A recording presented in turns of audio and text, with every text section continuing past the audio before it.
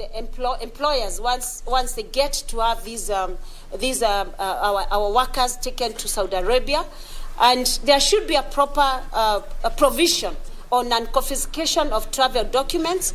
And specifically, when our workers are traveling to Saudi Arabia, then they need to be trained properly, because you realize that there is no proper pre-departure training. Because as you travel to a foreign country, and I believe the language they speak is Arabic, they are not properly taught or trained, or even they are not exposed to proper training in terms of their Arabic language for them to be able then to relate with their employers. We therefore call upon stakeholders, including the Office of the President, the Ministry of Labor, the National Employment Authority, the National Industrial Training Authority, and Commissioner for Labor, the Ministry of Foreign Affairs, and the Department of Immigration to implement our recommendations to bridge the gaps identified pursuant to Section 42B and of the CAJ Act. As I conclude, I want to once again thank you for gracing the official release of the report, and welcome your valuable feedback during plenary on the issues our report is going to highlight, as the discussions will be very key in giving further insights on this very important issue. I would like also to appreciate Rebecca Chesang. Rebecca Chesang is one of the victims, someone who has suffered, who has gone to Saudi Arabia and been able to be subjected to lots of torture, a lot of inhuman treatment in terms of the issues that we have raised in this report.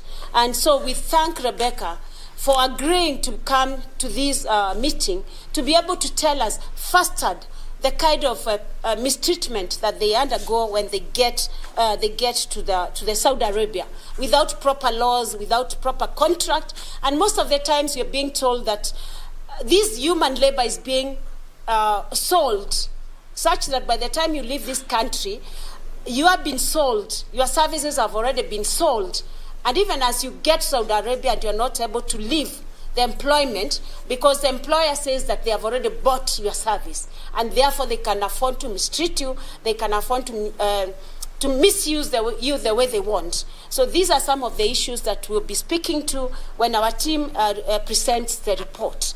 But I also appreciate one team, members of the Fourth Estate. The Fourth Estate, and I'm happy that this week, on the 29th of September, we are celebrating the International Access to Information Day, where then the media has been able to bring out to the limelight issues about the suffering that the domestic workers in Saudi Arabia have been undergoing. And that's how we as CAJ were able also to identify that this is a matter of public interest, and that government has not played its part in ensuring that our people are protected, whether they're in Saudi Arabia or whether they're in this country.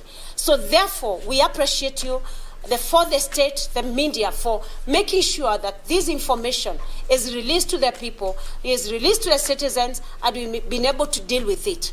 I would just want to say one thing. It has been said that when our people get to Saudi Arabia, they don't conform to the culture of Saudi Arabia. I beg to differ.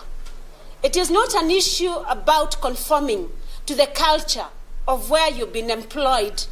It's a worker-employer contract.